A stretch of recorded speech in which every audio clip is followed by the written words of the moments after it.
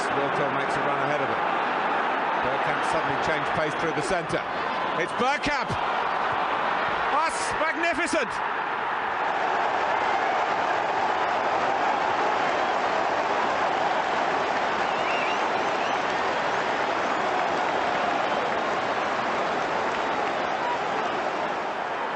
The move, and then this, which left Dabi's ass totally stranded. Hello and welcome to Bergkamp Wonderland, an Arsenal podcast. Welcome back to the ABW review games. What a game to come back for. I honestly thought we were going to win this, but it turns out Arsenal were on their worst run ever under Arteta. 7 games without a win.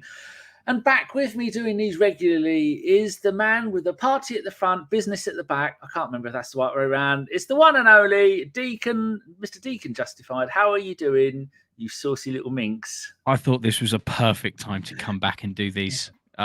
It's been literally just awe-inspiring to watch these performances, and we were like, right, Danny, I think it's time. I think it's time I come back and we do some post games because wow. What a game. I can't wait to dig into this. This is going to be so much fun. It's not like we decided, it's going to be a game like it is today. I honestly thought maybe, what a way to make our comeback after not doing one since the last game of last season. Back in the groove. No, I don't have a life anymore. I'm not really doing anything until May the 29th, my daughter's birthday. So I can't go outside because it's minus 500 out there. So I thought, come back, do a lovely game, have a little bit of fun, and that's the way it would turn out. Actually, it was fucking bullshit. And let's talk about the fucking bullshit. I've got a few people in the chat that I'll say hello to. I'll say it angrily. Jimmy H is there. Liam, straight in with a question, bookmarked for later. Hambo Gumbo, haven't seen you in a while, so how are you doing? Dezebri in at the end of the season, got the minerals and the mind to deliver from the resources he has. Arteta is not a man manager like a Mentat from Dune. I've seen the original Dune, not the newish one. All tactics, no emotion. Liam Greyhurst, Mikel Arteta on signing a striker this month. Quote, at the moment, it doesn't look realistic. Fuck me. My job is to improve the players we have. Equals, I blew the money on Havertz. Yes, indeed. Phil Macker there as always. Mr. Macker, lovely to have you there. Hambo, did Danny refer to the Apple Tango advert for? I didn't. Phil says, seems like forever since Deac was here. It was the game like the end of last season when he was last here, shamefully. But back now, things are all right. We're going to do some magic. Deac, let's have a look at go through the lineup. What did you think about that? Were any surprises? Ramsdale coming in. I guess it makes sense because it's a cup game. The fact that Gabriel Jesus had reports a few hours before kickoff that he's got a minor niggle, and the fact that he's not going to be able to start, my brain just went, right, we're going to start at Nketiah. It's going to be fantastic with the biggest load of sarcasm in the world. When I saw Havertz playing up top, I was actually, optimistic how wrong I turned out to be. But what else? Kiwior starting again at left back because Zinchenko's got an injury. Even though we don't really have a decent left back at the club because they've both got faults in them, and today Kiwior proved to be the fatal fault. The irony being, if Zinchenko was playing, I think he'd probably give up a couple of chances to Liverpool like he normally does anyway, regardless of the opposition. Everything else, what did we have? Jorginho playing further up the field, which it surprised me, but I think it worked. I think it was quite a smart move. He played kind of like a Xhaka kind of role, and he fits that mold a lot better.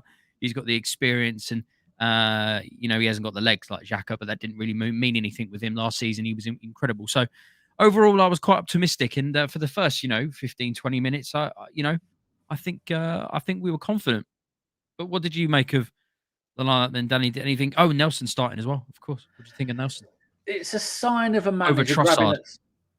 It's a sign of a manager grabbing at straws when every week it's a different lineup. I mean, the Jesus one, you can understand that. Not much he could have done about that. But the rest of it, bringing in Jorginho, who hasn't played for ages, starting Nelson in an important cup game at home. I mean, this is what happens, Mikel, if you're watching. This is what happens when you have a player on the subs bench for game after game after game where you're giving him 3 or 4 minutes, whether it be Nelson, whether it be ESR.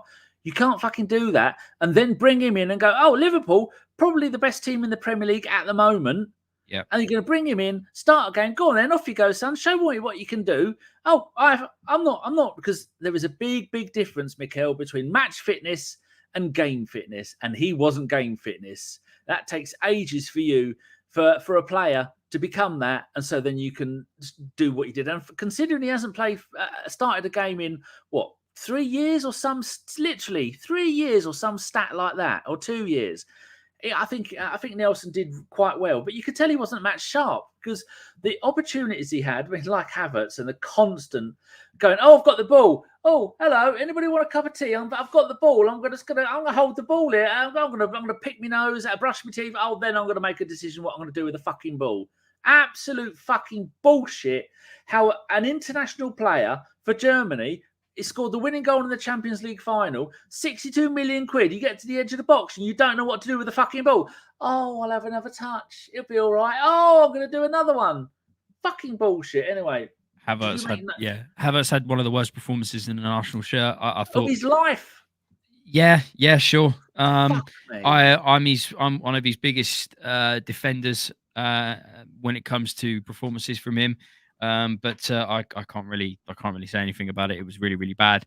However, I think this is kind of the first time I've been able to really talk about it, because the first time I've been able to talk about Arsenal and the ABW so far this season. So overall, last season we were getting dug out by Martinelli, Saka, Odegaard as well, getting 15 plus goals last season.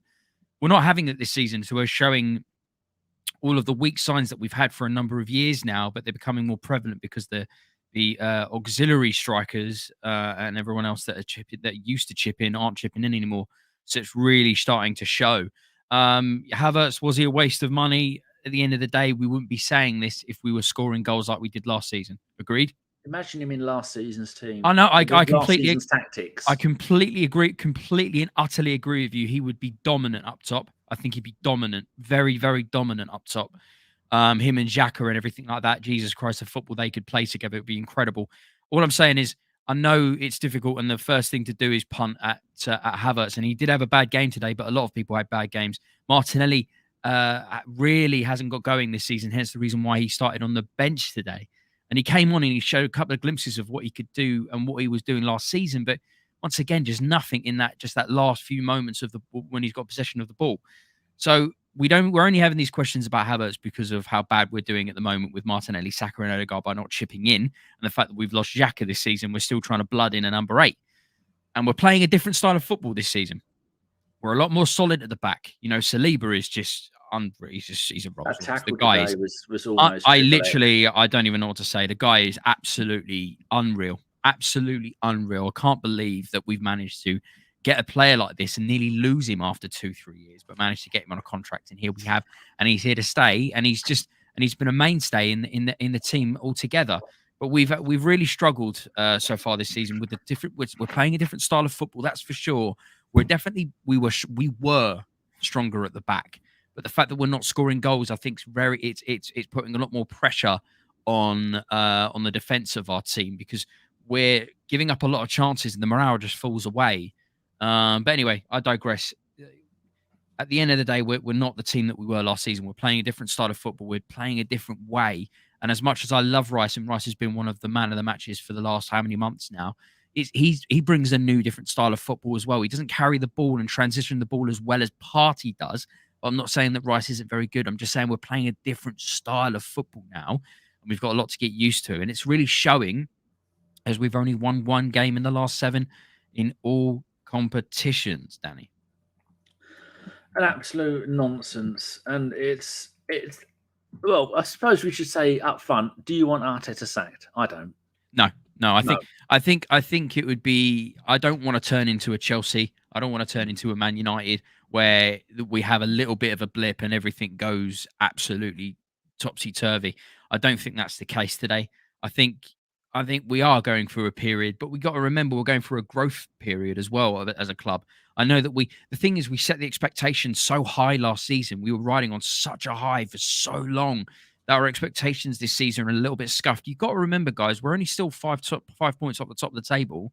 And due to obviously a striker issue, we've got every sort of position on the field sorted to a degree. I know that we might need another defender. I know we need to look at a left back at something or something like that, because we can't keep going on with this Zinchenko and Kiwior situation. That is just moronic. And we also need a little bit more, depth in the center of the park. And Onana is being looked at. But obviously, it's not stupid that we need a striker, and obviously someone who can give Saka a break, because the guy plays every single game of football ever, including England and Arsenal combined. And the guy's just not been it this season. He's just not been there. He's been so poor. Ben White dyed his hair blonde a few months ago, right? Shit. Dyed his hair back. He was like, nah. Saka needs to go and do the same shit, dude. The moment you start changing your hair and it doesn't work, you've jinxed something. Take it back. Take it back. And Saka's got a moustache now. Did you see that on the close-ups? I'm not sure. What was that, sorry? That. Saka's got a moustache now. Has he really? Yeah, I want to see that. I think it would make him a lot more mature. Yes, it's not wonderful. We've got a few new faces in here. We've got Mackenzie Lourdes. Hello on Lourdus. Mackenzie Lord, hello to you. And another one is Rahul Karamaka. There you go. Hope I got that right. Hello, if you're new. Thank you very much for joining us. It's nice to see you. H, I think that's my mate H from Brazil, fellow Corinthians fan. It's Santos, not Santosh. Hey, Mr. H. Lovely. I do know his first name, but he doesn't put it on there. So Rahul says, so you're saying a club like Arsenal should not keep their expectations high? Oh, yeah. We should have the highest of expectations, because we have got one of the best quality squads in the Premier League. One of the best squads we have had in the last decade. Easily. Yes, we should keep our expectations high, but I'm just saying on the basis of game by game, we should be challenging for the Premier League. I've not said those words. I am just saying that we're 5 points off the top of the table. Everyone needs to take a break about the getting rid of Arteta. I'm not saying I'm keeping expectations correct, not negative. I'm keeping them correct. We should be challenging for the title, and we will do so. But we've got to remember as well, we've got Champions League football. We're changing up the whole style of football. We've got new players coming in and different style being played. We haven't got a striker, that's for sure. And we are where we are still. And we're not scoring goals. And we are where we are still. So we've got to keep it real more than anything, as much as the expectations high. There's my mate Glenn from New York. Does a very interesting niche YouTube channel. Coming to see me sometime in the middle of January if he can make his fucking mind up of where he's going to be and what time he's going to be. It's a nightmare, isn't it, Glenn, me old mucker? Right, let's. But you can understand the people that are going, I want him out. I've had enough. I completely understand the moaning. I completely understand the moaning. It's frustrating, but it's the easy thing to do.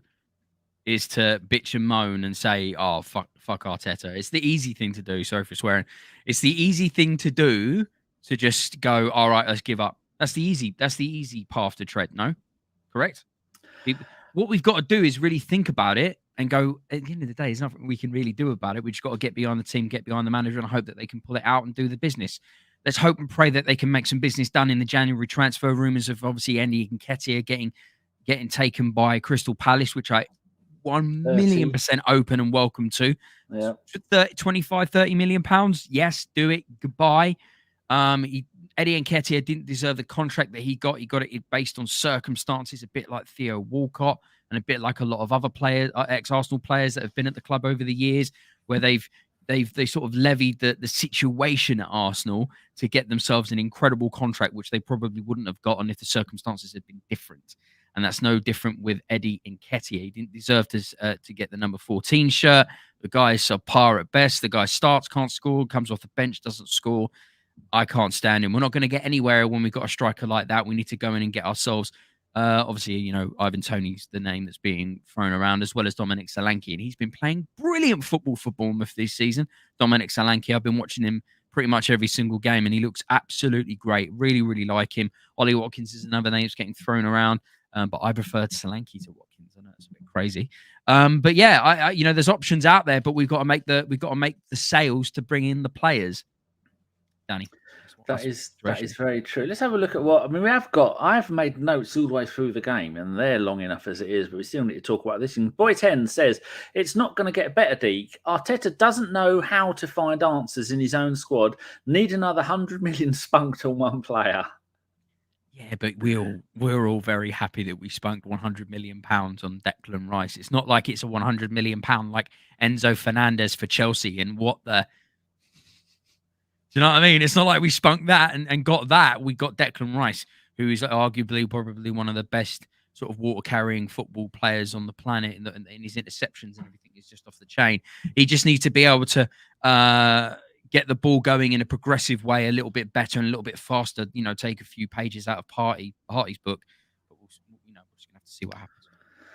Rudy says, we aren't challenging for the title with this attack. Liverpool have the best strike force in the Premier League, like you just said, and that's why they're complete. Don't forget, people, they didn't have Van Dijk or Salah in this team today. They did not. Two best players, and they made us look fucking silly. Liam says, I don't think he should get sacked, but the criticism is deserved. His squad management is destroying morale, and his big signings are not value for money. Neil Gunnison, Arteta has had his run. Fun. H, I had my expectations very low for this season, yet I'm absolutely frustrated. Only Arsenal can do that to me. That's very, very good. Power of football. That's the power of football. It gets your emotions.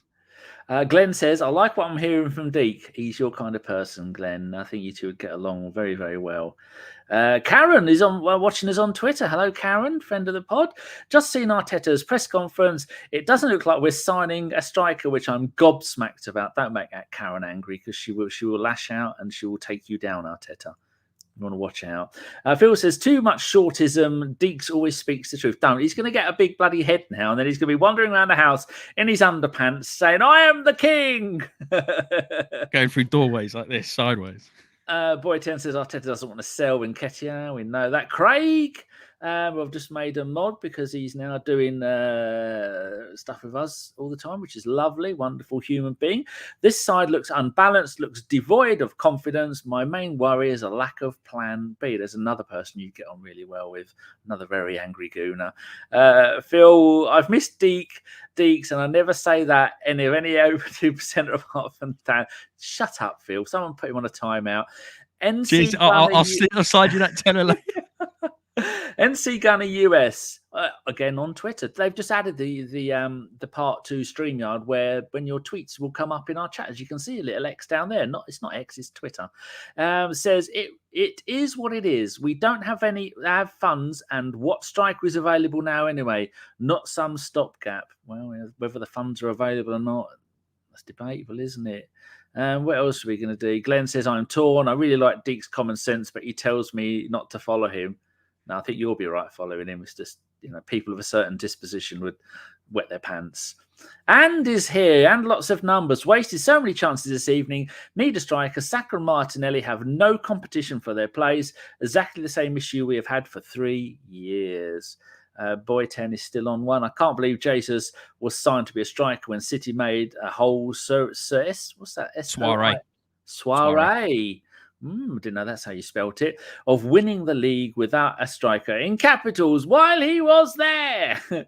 I know he didn't play today, but I'm just beside myself. I think he needs a hug.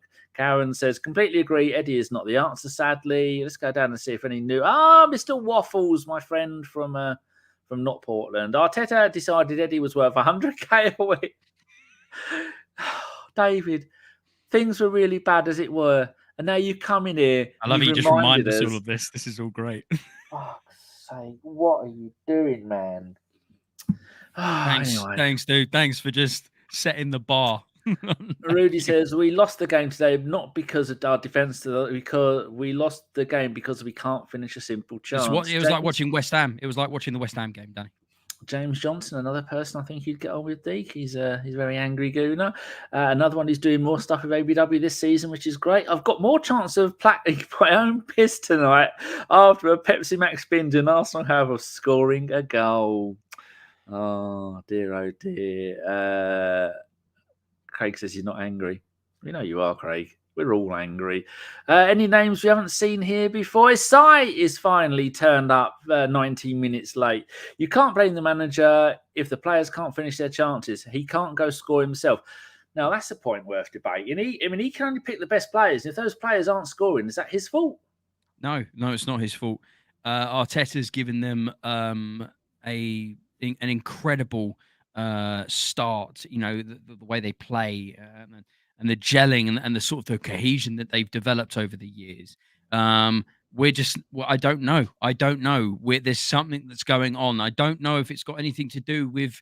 I've not been able to talk about it this season either. Maybe it's something to do with the Ramsdale situation. I don't know what's going on there. There's obviously something going on a lot deeper than the fact that Raya's preferred. You know, Ramsdale was caught numerous times going behind the back of the club and speaking to the media. Maybe something as stupid as just the fact that Arteta and Ramsdale were bashing heads because Ramsdale is a bit of a muppet when it comes to that sort of thing, as well as Ramsdale's dad. So maybe it could be something as simple as that. Or maybe it's the fact that there's a confidence issue, but who knows? Maybe it's Havertz. Maybe he's the real problem. The fact that we haven't got a striker, or Zinchenko costs too many problems. Who knows? I think it's a multitude of lots of little things that are causing the problems. I don't think I can really put it down to one major thing. I don't know about you, Danny. I can't see anything major. I think it's maybe loads of little problems that are just building up. Yeah. It's definitely not going to get better anytime soon. Any other new messages in there? Oh, Mr. Waffles, I'm absolutely twisting that knife. Everyone called me an idiot who knew nothing about football when I said he's not good enough. Don't gloat. No one likes a gloater. NC Gunner, is that North Carolina? Possibly? Feels like if Nelson scores that first chance, we'll win by 3. Just need a break. It's mental. True, it is. But I have got notes going all the way through the game. Let's start at the beginning. 3rd minute, Nelson chance from an absolutely world-class through ball from a goal kick from Ramsdale. It was something you'd see in FIFA when you're playing against amateur level. Yes, they used to call it goalkeeper glitch, didn't they? They used to call it goalkeeper glitch. I don't know. Years ago, it was goalkeeper glitch. Play it back to the keeper and play it over the top.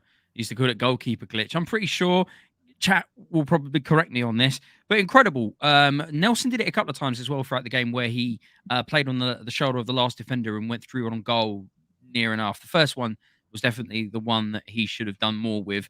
It's a shame. It is what it is. But what an amazing opening start to the game with the Nelson chance. Ramsdale showing maybe he's learning a few things from Raya, Danny. Yes, maybe it was. I missed it because I was late getting out of my bedroom. And when I saw it, people who haven't seen it, Ramsdale gets the ball in the box.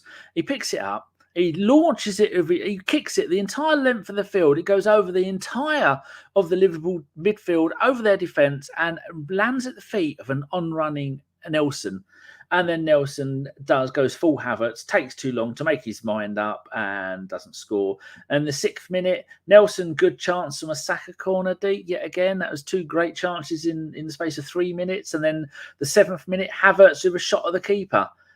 Could have scored 3 goals in 4 minutes. Yeah, White was looking good on the right-hand side as well. His throw-ons looked really good. They were quite dangerous in attacking throw-ons. Odegaard should have shot. Havertz should have scored his goal with the Odegaard flick on. That was real nice.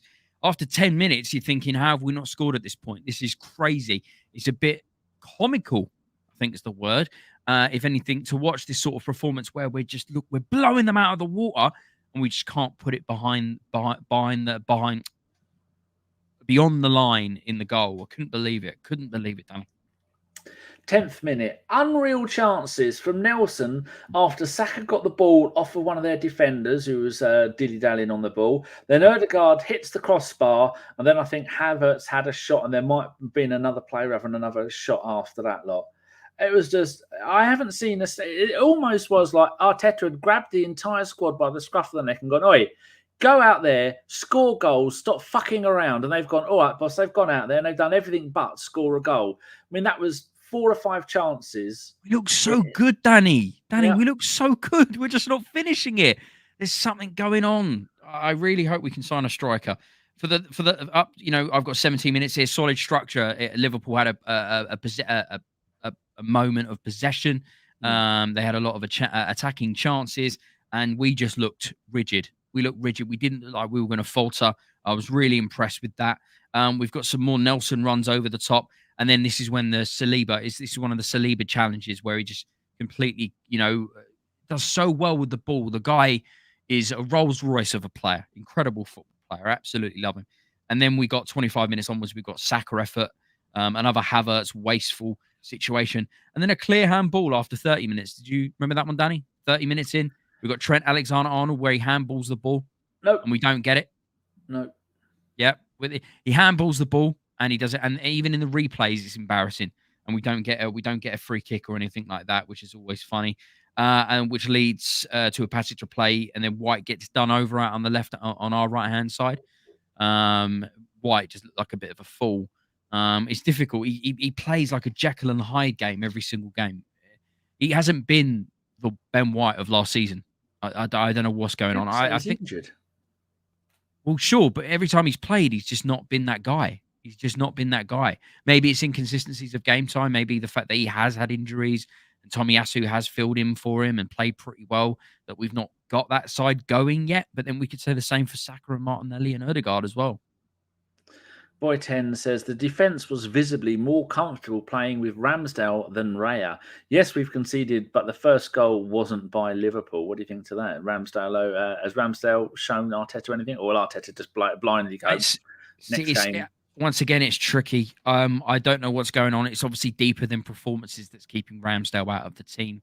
As I said, Ramsdale's gone to the media behind the football club's permission a number of times and said some really stupid things, as well as his old man. So I don't know if it has anything to do with the fact that that's keeping him out of the side, not just performances and the style of play. So Arteta does prefer Raya, and it's the reason why he wanted him even before when he signed Ramsdale. So we'll see. I think this is pretty much the decider now, isn't it, Danny? We're at this point now. We're halfway through the season. Ray has been underperforming throughout the season. Ramsdale has not been preferred. However, I think if there was not an own goal scored today, that we'll talk about later, Ramsdale potentially keeps a clean sheet and we go on and score a goal maybe late on or something like that. Who knows? So it's going to be interesting to see who's going to start.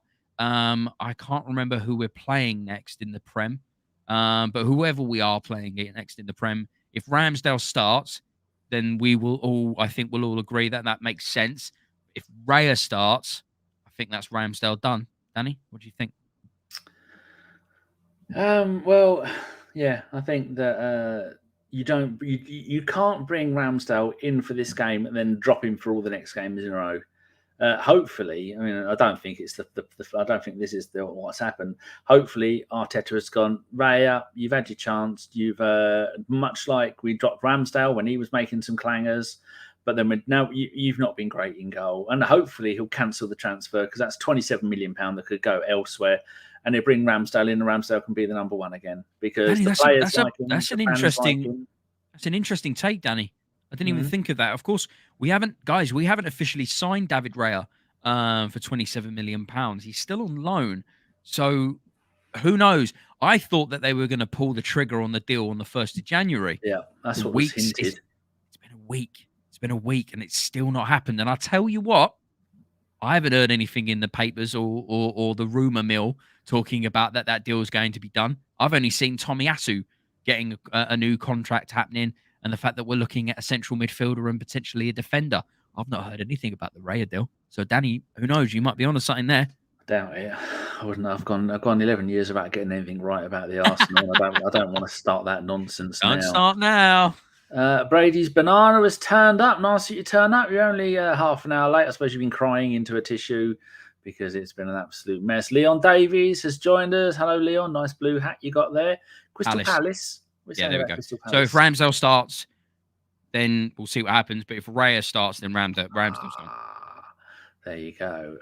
Right, my next note is 24th minute. Jorginho grabbed one of their players' shirts and then told the referee to fuck off. I thought that was nice. That was good. Good way to make you come back into the team. 26th minute, Nelson again. If he'd have had more than 5 minutes footy this season, he might have been able to be more match sharp. 29th minute. If you've got any between these minutes, shout in. I've got a Saka effort. Havertz wasteful, clear and ball from Trent. That's all I've got up to 30 minutes. Then 29th minute from Odegaard, run from Odegaard through to Havertz, and he stands on the edge of the box and takes a second touch, and then it's all wasted. Absolute catastrophe. And then I've got 30th minute, shots 9-1 to us, on target 2-0 to us, and blocked. They blocked 3 of ours, we've blocked none of theirs. And then 36th minute, Rice has a shot right at the keeper that nearly took the keeper's hands off. That was an stunning shot, wasn't it? It is. I'm still not a massive fan of when the crowd just goes shoot blindly. I'm not a fan of it. Yeah, they said that in the commentary. Oh, the fan said shoot. Oh, really? No, he did. Yeah, of course, because every time Rice gets the ball on the edge of the box, everyone screams shoot. I'm not a fan of it. I'm not a fan of it. I think it does sway potential situations that the players could be making differently. I think a lot of the times that they do actually shoot because the fans, 60-odd thousand fans are all screaming shoot at the same time. It's going to make an effect. Havertz missed from the corner. We got a White effort as well, where he levered it beautifully, bounced beautifully up in the air, and the keeper makes a save. Couldn't believe it. And then Havertz misses a header from a corner. And then straight after that, Saka should stop taking free kicks, stop taking corners. But 42nd minute, Saka free kick on the right-hand side, floats it over everybody and out for a goal kick. His set pieces are fucking awful. Much like Trossard. What are they doing? I was just about to say, who's worse, Trossard or Saka for set pieces? If I was Arteta, tomorrow I'd get them all in, no day off, each of you, and you're not leaving the training field. 100 corners each. 100 goals each, I was going to say. Well, yeah, a combination of goals and free kicks. You need to take 100 free kicks. Yeah, all of you. And all of them have got to be on target. And corners, sorry. I'm so bored of how shit we are with corners this season. What's going on with us? We were so good with dead ball situations. We were doing so well. I've no idea what's going on. I've got here 44 minutes that Trent Alexander-Arnold effort that beat Ramsdale, and it ricochets off the crossbar a bit like Odegaard's. And then we've got a Saka chance, and then a Havertz and Odegaard situation. Oh, sorry, no, ignore that. Saka chance. Oh no, ignore that as well. Ignore me, Danny. I'm going straight into second half. I'm going straight. A black line, a red line, a black line, a red line, so I can try and keep up for where we are in the thing. Brady's banana, sorry for my tardiness. I hit the like button twice as an apology. Yeah, that kind of unlikes it, you shitbag. Formerly Noza has turned up. Our front three have been awful for a while. Nothing new there. Very correct. And let's have a look at some of the little things I've got to delight you with. First half shots. Look at that. Absolutely fucking bullshit. Have I put it here? Yes. Havertz has had 5 shots. Saka 2, Nelson 3, Rice, Odegaard, and White all had 1 shot each. And Liverpool had 2, 1 from Nunes and 1 from Alexander-Arnold. I don't even know what to say about that. It's just making me fucking itch. I've got one here from all of our last run of 7 1 win in 7 games for people at home on the bus having a poo and walking the dog. The Liverpool game, Fulham, West Ham, Liverpool again, Brighton, PSV and Villa. That is a run of 7 games and 1 win. Between those 7 games, according to whoscored.com, because other sites will say other numbers, 124 shots. We've had 35 on target, and we scored 5 goals. 3 of those games, we didn't score a single fucking goal. So 124 shots, Deac, and scored 5 goals. Is there something going on there? Is that natural? Danny, I have no idea. I don't know, because I haven't got a degree in football, because apparently that's what you need to have an opinion based on common sense in the world now. If you have to have an opinion on something, you need a degree in it, or a master's, or anything like that. I don't know, though. With my uneducated working class brain, I have a sneaky suspicion that we're not very good at putting away our chances, Daddy. But as I said, I haven't got a degree or a master's, so I don't know, Danny. I don't know. I'm a simple working class lad from a simple background with a simple mind. I'm Simple Jack from Thunder, from War Thunder, whatever it's fucking called. Danny, it's stupid, isn't it? The fact that we've only scored 5 goals in 124 chances. And the fact that we're not all on the same page as well for the striker situation. It's being asked numerous times in the media. Arteta's getting asked. He's probably getting bored. The fact that that's not a priority. I think if you asked all the fans, I know that we're lightweight in the midfield area because of situations with Partey and numerous others.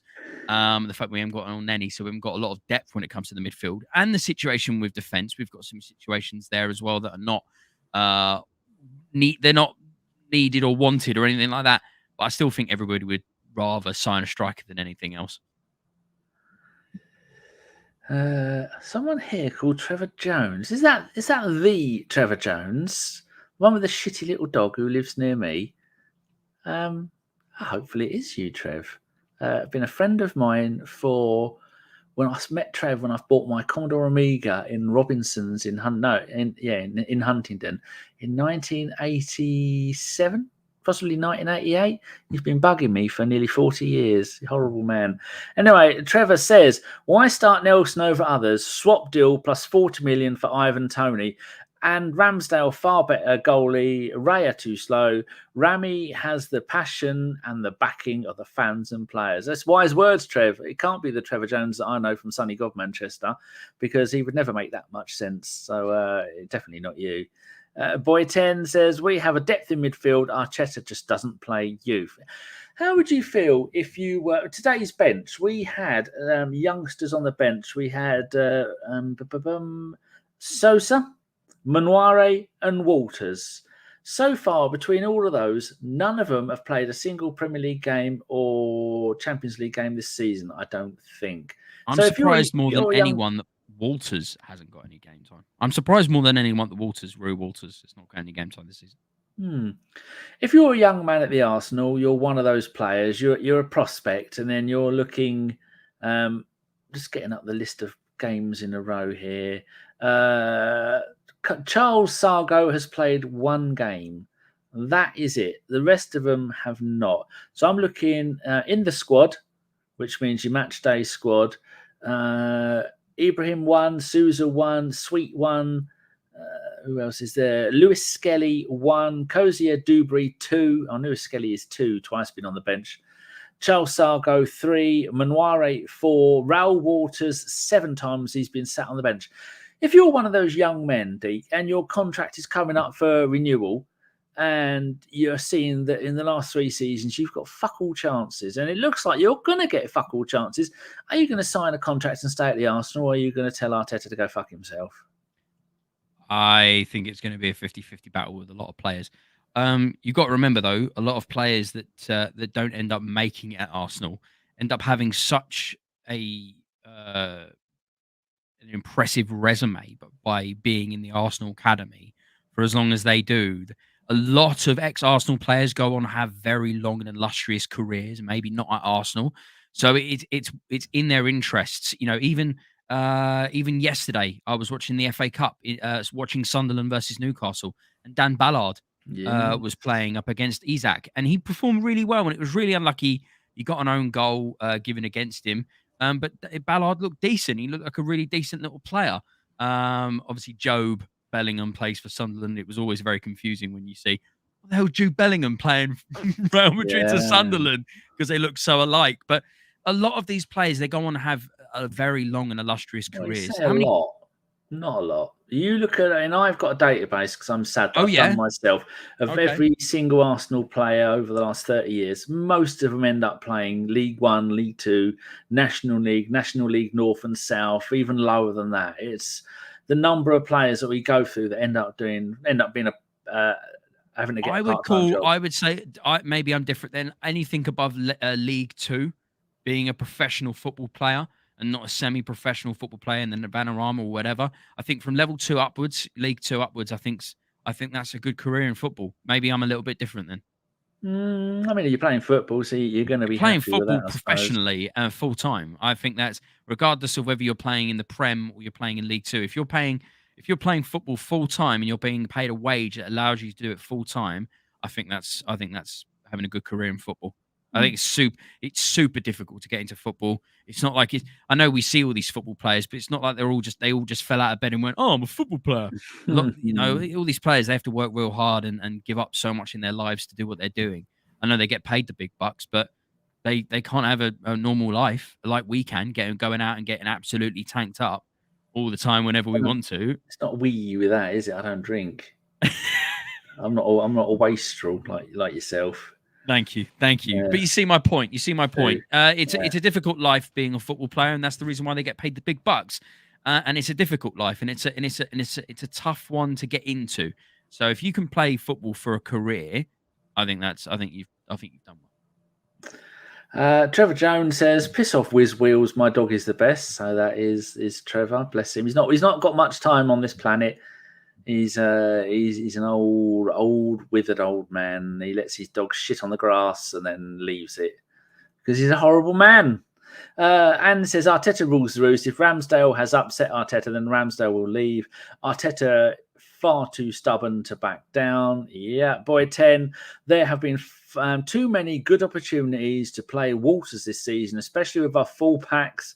Like Deac was saying, positions looking light. Arteta is a goon, and I'm fed up with him. And he also says, I'm not signing if I'm Walters. Sell me, or I go on a free, and someone will play me. What else have we got down here? No, let's move on to the second half because I've got lots of notes on here. Yeah, I haven't got as many, but yeah, go on. No, I gave up part way through. 49th minute. Great run by Saka. Tries to turn the defender to get a shot, but it was on his wrong side and gets caught up. 51. Núñez on the edge of the box. Saliba and Gabriel trying to block him. And then Declan Rice comes strolling in like a Peaky Blinder. Out of the way, son. I'm having that. Gets the ball away. Great work there by Declan Rice, wasn't it? I'm absolutely in love with Declan Rice. I'm still blown away by the fact that we've got Declan Rice in an Arsenal shirt. Every time I see him, I'm like, oh yeah, we've got Declan Rice. This is really cool. This is like living Football Manager fantasies in real life. I'm loving this. I'm all for it. I'm all for it. Inject it in me veins, Danny. Inject it in me veins. Lovely. Where are we now up to? 53. Núñez again on the left, gets past White and has a shot very close. That's when the game started to turn about the hour mark. He started thinking, we spunked all of our chances. Now Liverpool are going to go, right?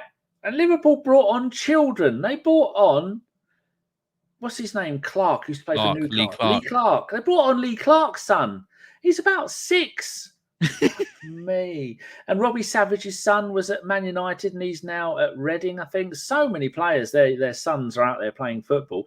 I was thinking about this the other day. Growing up, very rarely was there a player playing who remember their dad playing. The only one was Frank Lampard. His dad used to play. And I think Jamie Redknapp, Harry might have played, not to any great level. And that was it. But now we've got so many players that we grew up watching. Now their kids are playing. You think, fuck me, I'm old. It's not great. It's definitely not great. Bobby Clark's apparently the other. Oh, sorry, Bobby Clark. Oh, it's Bobby Clark. Lee Clark's the dad. Connor Bradley's the other kid that they brought on. I definitely looked at those substitutions, Danny, and thought, oh, Liverpool are kind of not giving up.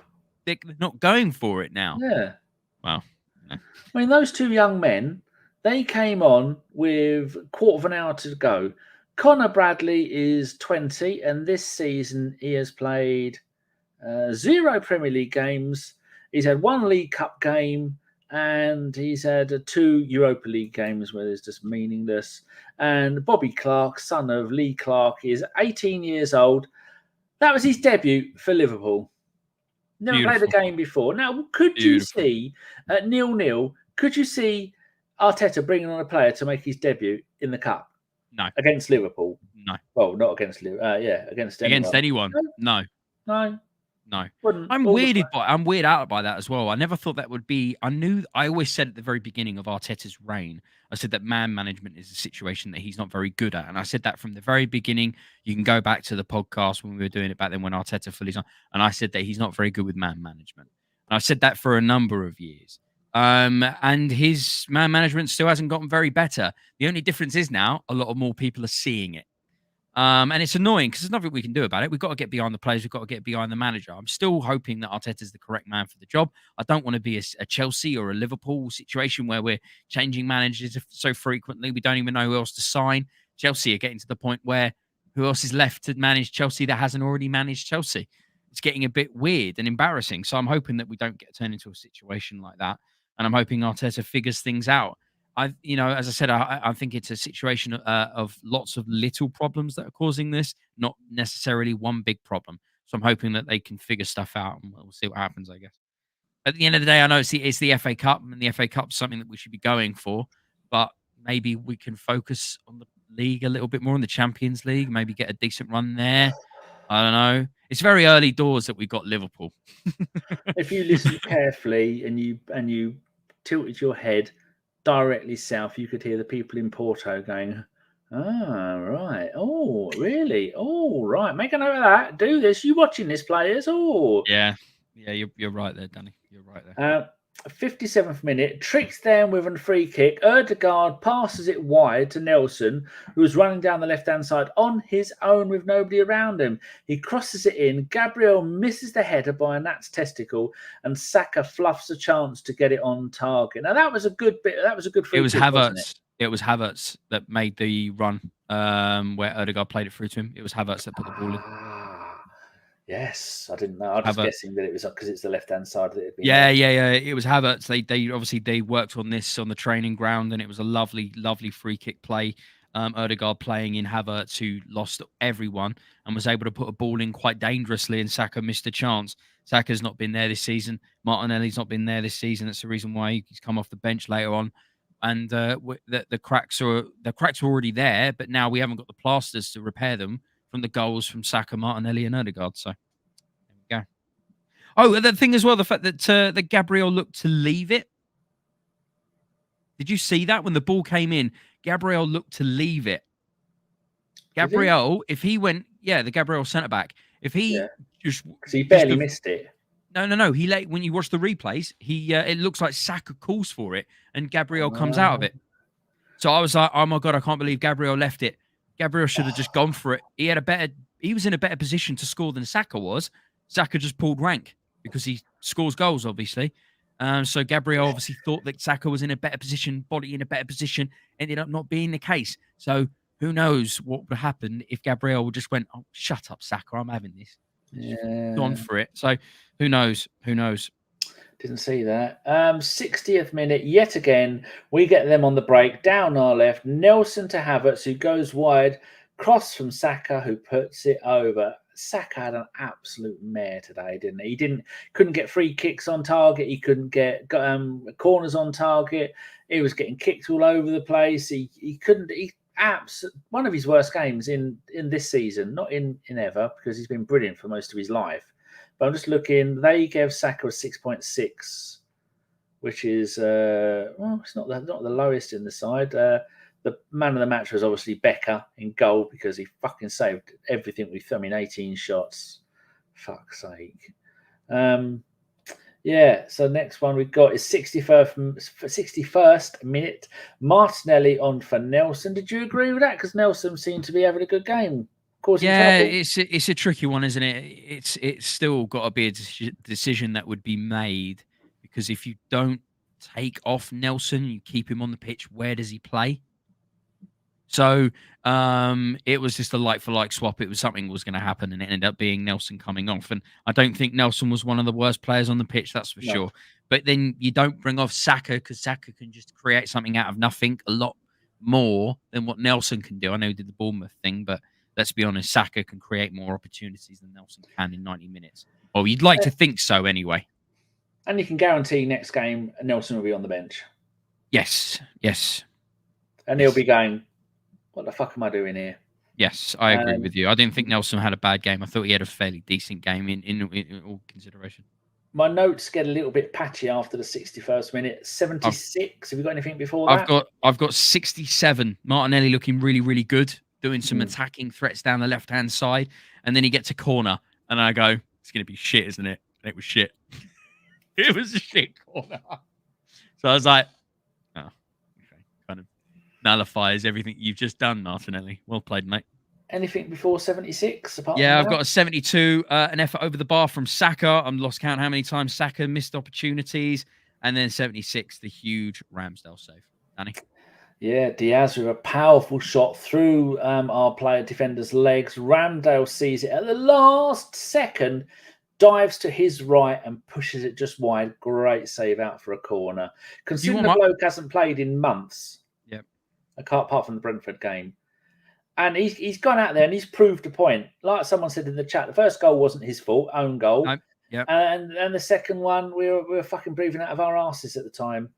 Yeah. What do you think to that? This is coming from someone.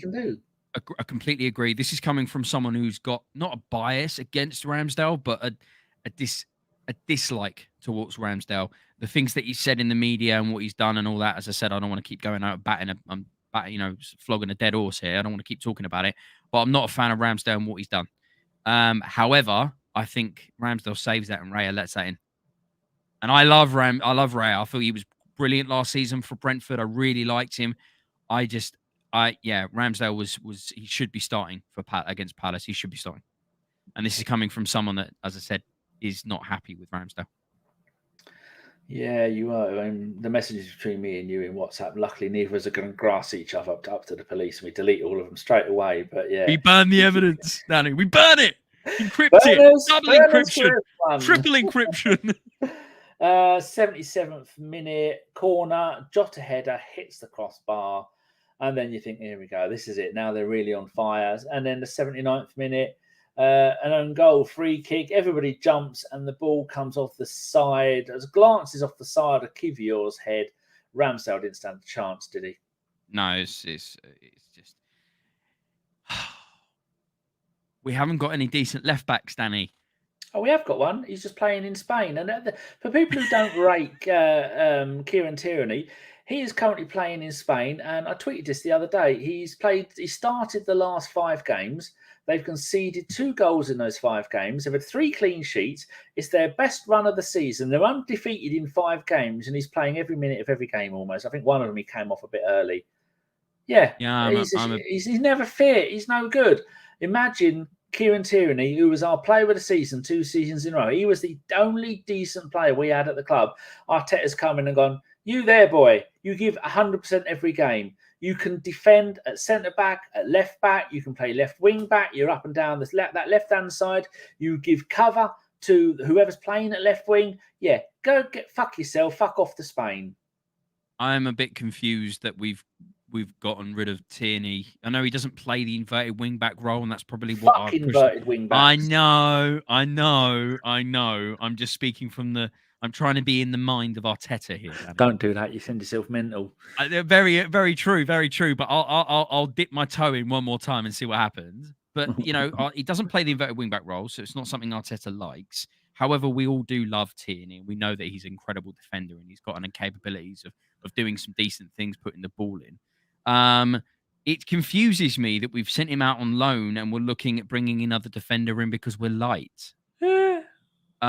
Wouldn't it be a priority to bring him back and therefore allow the situation to become a central midfield striker issue in the January summer transfer before first? And don't get me wrong, I love Hato at Ajax. I think he's a great player, really, really rate Hato. But do we go in for someone like that when we've just got Tierney there that we can bring in just to shore things up maybe for another season and prioritise the striker situation and the situation that's going on in the centre of the park with Elneny and Jorginho and the fact that we still really don't have a flushed in left 8. But who knows? But Kiwior, poor. Kiwior, really poor. I don't know if it's anything to do with game time, but he's not been the player that we thought he was going to be. I think we're playing him out of position in a lot of ways. He really struggles with the ball at his feet. He's very worried about progressing the ball. I would rather give Tierney the inverted wingback role over Kiwior, the inverted wingback role. Keeping him up as a backup to centre back, fine. But I'm not a fan of this keeping him out on the left and doing the job that he thinks that Zinchenko that he can do that Zinchenko does, because it's just obviously not the case. And once again, our left back situation, Zinchenko's nowhere near the pitch, and we've conceded by a left back problem. Couple of disturbing things from Boy-10. We might as well get Chuck Aniki from Ajax. Can't believe he's actually there now. Oh, Yeah, Chuba. Middlesbrough sold him there, and Chupa Outcom. No, is it Chupa Outcom? Yeah, Akpom.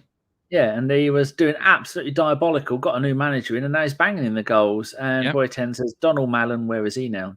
That's 2 ex-Arsenal players that are playing and doing very, very well in the Eredivisie. Yes. I'm pretty sure Mallon's at PSV or something like that. He's at Dortmund. Oh, is he at Dortmund now? Oh, he made the move from PSV to Dortmund. Okay, cool. Yeah, he's doing all right, struggling to take over from Haaland, and they got the bloke who had testicular cancer that was at West Ham. What was his name? Big bloke up front. Oh, played for West Ham. Yeah, I can't remember the target man bloke. Can't remember. MH, that's a name I've not seen on here before. You look like a happy, smiley chap in your little avatar there. Love the show, guys. Well, thank you very much. Zinchenko has had more injuries and played less games in his career than Tierney. That, I am going to use that forever. Thank you very much, MH. That is true. That is so fucking true. Fuck me. Why didn't I think of that? That's bad, MH, Danny. I'm going to delete that, and I'm going to take that as my own, and I'm going to use it at every fucking opportunity you watch. Sorry, MH. That has been stolen right here. Plagiarism is about to just ensue on Twitter. And it says, guess which one we all got told is injured all the time. Now, the thing is, where is it? I think Boy-10 said something about, here it is, and lots of numbers. To be fair, Tierney is flaky in terms of getting injured all the time. Now, why does he get himself injured? Because he gives 100, no, actually, it's football. You don't give 100%. You give 110%. Even though the most you can ever give is 100% of yourself. He gives 110% every single game. He is committed to every fucking tackle. He never pulls out. He never goes, I don't think I'm going to bother. And that's why he gets injured. Not because, like Zinchenko, he's a fucking big minge. I don't like Zinchenko. Zinchenko can go fuck himself. Not a fan. No. Especially his political take as well. He's a muppet. Absolute muppet, and Arsenal endorsed it. So not a fan of that. Yes, you can't mix football and politics. We've all seen that. And listen to Ibrahimovic. Listen to Zlatan. He says, "You play football, you kick ball, you just do this, nothing else, nothing else." Legend. Yes, he called out LeBron for it. It was brilliant. You just bounce ball, stay to bounce ball. Brilliant. Fucking brilliant stuff. Phil says, was Bang Bang the last actual striker we bought? Yes, he was, I think. Yeah. Bang, yeah. That's the there's last prop I had. Going around on the various ABW WhatsApp groups that Arteta has bought more goalkeepers than he has strikers. Which is true. Yeah, but I tell you what, Danny, if we go out and sign ourselves Tony Osimhen or something like that, I'll take it all day long, man. I don't think he'd be at a hand at Osimhen, because Osimhen seems the kind of bloke who'd turn up in gold lame. See, that's the thing. He's one of the best. He's probably one of the highest rated available strikers right now, right? But he's got the very similar attitude to Aubameyang. So I don't know. Yeah, but he would be brilliant. He would. He would tear it up. And Napoli got spanked again today, didn't they? I think they lost 3-0 away at Torino or something. No idea. The only last thing I've got here, Danny, is 92 minutes watching Trossard take corners is painful. It's like Saka. Just don't. It'd be a lot easier if when we get a corner or a free kick, we just pick the ball up, walk over to their goalkeeper and give it to them. Because we do. Even Odegaard's been taking them. Fucking bullshit. I mean, the cheek of a player to be 40 yards out and honestly think you're going to score a free kick. No, you're not. No one at Arsenal is ever going to score a 40-yard free kick because you're not going to do it. So you need to stop shooting from 30, 40, 50, 100, a mile out. Don't fucking do it. Work on like that one today. The free kick where they put it wide and Havertz come and got it. Genius. Love that. Something a little bit different. But stop taking free fucking kicks because nobody at our club can score free kicks from anywhere further than about 20, 25 yards out. Any further than that, you've got no fucking chance of doing it. I'd stopped making points after their goal. I was today. My dinner was a camembert cheese. It was some Edamame. It's like a rather tough Edam. I can't remember what it's fucking called. I'm not a cheese man, Danny. I have no idea about this. And chicken, fresh chicken breast boobs. There you go. That was my dinner today, plus a can of sugar-free Monster. Wow. So I'm just trying to. I've run out of things to say. It's fine. I've got. I. To be honest with you, when the Luis Diaz scored the second goal, I just turned the telly off. I didn't even really take anything on after the Trossard corner. My brain switched off at that point, and there was 2-3 more minutes of game time, and then obviously they scored, and I just turned the television off at that point. So I wasn't really interested to hear what Gary Lineker has got to say about football. Fuck him. Alan Shearer, virtually the same person as Gary Lineker. They're both English, both number one England strikers, both won one league title. Basically the same person. Gary Lineker, absolute dickhead. Everyone hates him. Alan Shearer, he's all right. Yeah. Yeah, I agree. I got no qualms with Alan Shearer. I think he's actually quite a sound guy. But Gary Lineker's a massive bellend. Massive bellend. You can't even use the words on Twitter, on YouTube to describe the kind of levels of dickheadery. Well, he blocks everyone anyway, so I won't worry about it. I can't wait until the BBC get rid of him. He's a massive twat. But there we go. I digress. So one win in 7, Danny. Yep. Did you think this was going to happen? No, I honestly thought that was, there we go, people, for home and not the bus. This was 30th game of the season. We lost 29, we lost 28, we lost 27, we drew. 26, we won, 20, which against Brighton. 25, we drew. 24, we lost. 23, the mighty Luton Town, we beat them with a last-minute goal to win 4-3. But how can you go, Deac, from 6 wins in a row to then 1 win in 7? There is something majorly wrong for that to happen. He's never lost. He's never gone 7 games with 1 win in his entire career as an Arsenal manager. I'm sorry, Danny. I don't have a degree in football, so I don't have an opinion. I can't have an opinion on it. Let's just do some colouring in or a drawing or something. My simple working class brain. I'm a very simple man, but I think it's got something to do with strikers. But I don't know. Danny. I haven't got a degree, mate.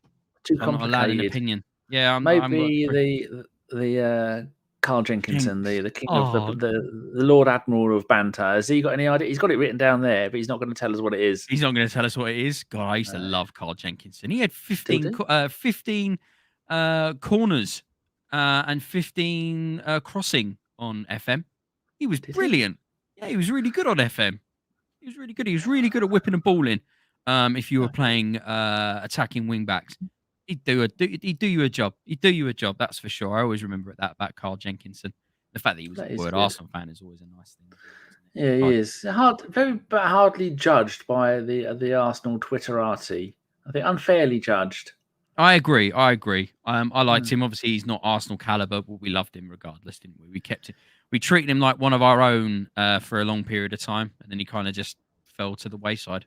That's what happens in football, you know. At least the bright side about today's game, we are going to have quite a few weekends off now, so the players can have a rest, and hopefully some players can come back from injury. Yeah, we're not playing now. It's for another 13 days. Yeah, our next it was like game, 3 months. It was like 3 months. Our next game is going to be on the 20th of January, home to Crystal Palace at 12:30. So there will be a post-game show, but it'll be a post-game show because it's going to be about 6 o'clock at night by the time we get around to doing that. What day of the week is it? Is the 20th? The 20th is it's a Saturday. Are you free for that one? Yeah, most likely. I'll confirm it with you, but most likely. And then 10 days after that, we're away at Nottingham Forest. So in the next 23 days, which is 3 and a bit weeks, we've got 2 games. 2. And then we'll have 72 games in a week because it's all a fucking mess and all of our players will get injured again. Right, let's go and answer some questions, shall we? We've got 4 questions. First questions was very early in from Liam. Oh, Danny, before we jump in, I saw Liam Greyhurst put "Don't start about pundits, touchy subject at the moment." All I'm going to say is Joey Barton's a legend. Oh, I follow him on Twitter now. I follow him as well. Hilarious. Hashtag keep women out of men's sports. I'm sorry. I'm not a fan of it. I'm just not a fan of it. I'm just not a fan of it. What people need to do is the women commentators are fucking bullshit. They're rubbish, but so are the ex-men footballers. Some of them are. I'm not on. I'm not when disputing you got that. the likes of Jamie O'Hara and Agbonlahor, and then you've got I agree. Robbie Savage, who's thick as shit. But we need to set standards at some point, Danny. And we need to set standards at some point. You know, I'd rather get rid of all the shit male football commentators and then get rid of the shit women ones. At least the women ones are comical. Yeah, they're funny, whereas the male ones are just thick as shit. There was just so many of them. I want to know how these people get a job in football, any department of football. It's ridiculous. Like, you got that Troy Deeney, 10 games as manager, not won any of them. And now he's got his own podcast on the BBC. Another absolute fucking dickhead who shouldn't be anywhere near football. Get fucked. Fuck off. There again, it is Forest Green, and I hate Forest Green. So hopefully they're going to go down and get relegated back into oblivion. Shane 13, very nice of you to join us. Next step for Arteta is losing the dressing room. ESR and Saka are friends. He's taken us as far enough for a rookie manager. I didn't bring up the fact that he brought ESR on with 5 minutes to go. That's an insult, isn't it? Game after game. I don't know what he's doing with there must be something going on deeper than what we see with the Emile Smith-Rowe situation as well. You know, that's the thing, isn't it? When you start counting how many people are having problems, then you think, who is the real problem after all? But who knows? We're never going to know. We're never going to know, Danny. We're never going to know.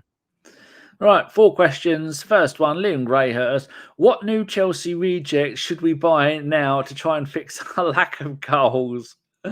Well, Spurs have got a Chelsea reject in Timo Werner. He's going there on loan with a view to a permanent deal. That was a Chelsea reject. Who is there that we could get? What do we need? We need someone who could score goals. Aubameyang played for Chelsea. Maybe he's available.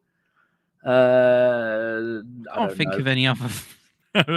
They signed so many players, and I can't think of any players. No.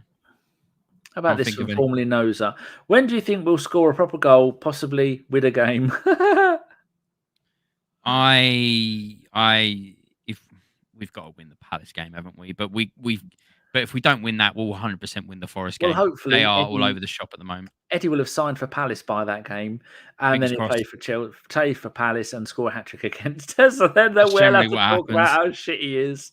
That's exactly right. He only scores against shit teams, and he scored against Arsenal. You can see it. Fucking someone clip that. Oh, you can't clip it on here, can you? That's fucking prediction. That's Nostradamus-esque, and I didn't even have to be off my tits on, I don't know, hemp juice and cow nibbles. Liam follows that up with, is Saka still exempt from criticism? No. People are starting to turn, aren't they? That's a great point. Liam, you're too good for us. I agree. Yes, and here we go. Lowering the standards. Phil Macker. Are our corners shit because, he didn't spell because, right? Players have to run up a slope to take them. Seems weird to me they don't flatten it out. Is that, do they? I've taken absolutely no fucking notice of that. It's sloped slightly, on the edge of the Maybe they need crampons. And that's not something Canadian force people to put in the men's toilets. You know what, Phil? As much as that made me laugh, who knows? That you could be onto something there. Who knows? I'm not going to take anything. I'm not going to take anything out. So Phil, you might be onto something. Who knows? Rudy makes a good point. You can't blame our defence for losing tonight. I don't. We had enough chances to score. The problem is our attack. You're 100% right, Rudy. The glory boy, Liam Greyhurst, who has won today's show. Professional footballers can't run up slopes. He's done it again. That's the hat-trick, Liam. Never darken our doorstep again. You have a hat-trick of wonderful comments. You're done, sir. It's taken you a decade and you've finally done it. You are released on a free. You can now go and join a decent podcast and give them my regards. Boy 10, the problem is Arteta. The fact he played Havertz at centre forward is sackable. And Phil says he just finds it weird. The slopes. I agree. Yes. I think blaming Havertz is once again a tricky one. I think if we're scoring goals like we did last season, the Havertz situation will be coming up. No one will be talking about it. I think it's because we're lacking that actual striker up top. Gabriel Jesus was playing today and Havertz was playing in his original position. I don't think we'd be having this conversation once again. I think once again, Havertz, and I'm not saying he didn't play. He played bad. He did play badly tonight. I'm not saying he played well, but I'm just saying that it starts to become a bit scapegoaty when Saka, Odegaard, and Martinelli were just on fire this time last season, and Gabriel Jesus was also doing really, really well. But those four players are not doing very well this season. Trossard's not contributed at all. Nelson's not done anything, and Rice is still learning the situation. So, with all of those factors not working, to then go, oh, it's all because of Havertz, I think it's a bit naive. I know he's played badly tonight, but I think jumping on his back is not going to be the right way. Shall I tweak the nipples of fate? Do you think if Eddie would have started that game, he'd have scored? You don't know, do you? It's all. I do. You think he'll score? I think if Eddie would have started up front rather than Havertz tonight, all those chances Eddie would have scored. Well, I guess we'll never know. That's the problem. We'll never know, Danny. We're never going to know. We know that Arteta's man management isn't great, and tonight was probably another call for that. My mate Trevor says, time to walk the dog. He always walks past my bungalow as he goes by. I expect him to let his dog shit all over my garden. Oh, he's going to spaff over my window. I will have the Ring doorbell camera on, Trev, so none of your nonsense. I will have you done by the law. Right, so there you go. Any final words, Deac, before we go? What do they say? They say to win the league is to play badly and still win games. We're playing well and losing games. So what does that mean? I don't know. Too complicated. That's for a simple person like me. Well, to be fair, we don't have degrees in football, do we? So we can't have an opinion on it. But that's my final thought. I'm a bit perplexed by it. It's like we're watching great football with no end result. It's like having a wank and not actually finishing. Dust. Just dust. Currently, there are 38 of you watching on YouTube. Would you be a darling and give it a little thumbs up? Because there's only 22 thumbs up at the moment. That's quite a lot. 22 is good, but you can do better. Don't be an Arteta. Don't have the ability to change the situation, to change the stats, to make things look better. Don't be an Arteta. Be an Arsene Wenger. Give it a thumbs up. Make me happy, because that'd be nice if some of you did that. Yes. Right, that's it. I am busy on Monday. Big Bob's coming round, so he's going to help me have a bath. And then on Tuesday, I'm off to the hospital I'm finally been approved for the magical medication, which is going to cost the NHS £500 a week. And I'll be on it for 5 fucking years. Magical. And they give it to babies and it cures them if they're under 3 months. Fixes the condition I've got. Completely fucking fixes them. But that injection does cost 1.5 million to give it to a 3-month-old baby. But then you think all those years of not having to pay for mobility cars. So that's a fair swap, I do think. Yes, so we will be back on Wednesday or Thursday. I'd like to have a day where Craig can come and do one because he wasn't here last week. But then as a rule, the podcast will be on Mondays and it'll be either Craig or me or Karl hosting, because remember, I fired all the rest of them. And before we go, me and one of the new ABW people, we sadly lost our mums 5 days apart last year. And then today, Sophie, a friend of ours from the Highbury squad, she's put it on Twitter, she put it on Instagram. Her mum passed away today. And yeah, Sophie, it hurts. It hurts for month after month after month. But now, nearly a year later, it doesn't hurt as much, but it's still horrible. So our thoughts go out to Sophie and her dad, who's a lovely looking man. She's always putting pictures of her mum and her dad together. They've been married for years, and the rest of her family, they're a really close-knit family. So Soph, yeah, we're all thinking of you, and it's a really shit time. But that's unfortunately, that's life, and there's not much else you can do about it. And then Arsenal could have done or had a win today. That would have helped a little bit, but even Arsenal couldn't be fucking bothered on a day like this. Right, we're going to go. Thank you very much, everybody, for watching. If you are new, give it a thumbs up, maybe even subscribe. and then tell everybody you know is a Gooner to come and watch us. And to try and make up for the fact that Liverpool beat us, the outro today is going to be the Anfield 89 outro. Deac, you have been effervescent. I've got an effervescent bumhole at the moment. I think I've got worms, so I need to do something about that. I'm going to get one of the cats to drag me along the floor until it's all gone. That's exactly where my brain went. Shimmy across the carpet, baby. Get those racing stripes through the carpet. That's what I'm talking Lovely. So there you go. Here's the outro. Deac, thank you very much. Everybody who's been watching Good evening, and listening, everybody. And listening to the show after it was live. Hello. Thank you for joining us. And here's the outro. Out it goes to Lee Dixon. Long ball from Lee Dixon. Smith will hold it up, plays it square to Thomas. And Thomas goes inside Nickel. And Thomas is there. And Thomas has scored for Arsenal. In injury time, Michael Thomas has scored for Arsenal. A ball played through the gap. Thomas was there. He held off 2 challenges, kept his head. By my watch, we are a minute and a half into injury time, and Michael Thomas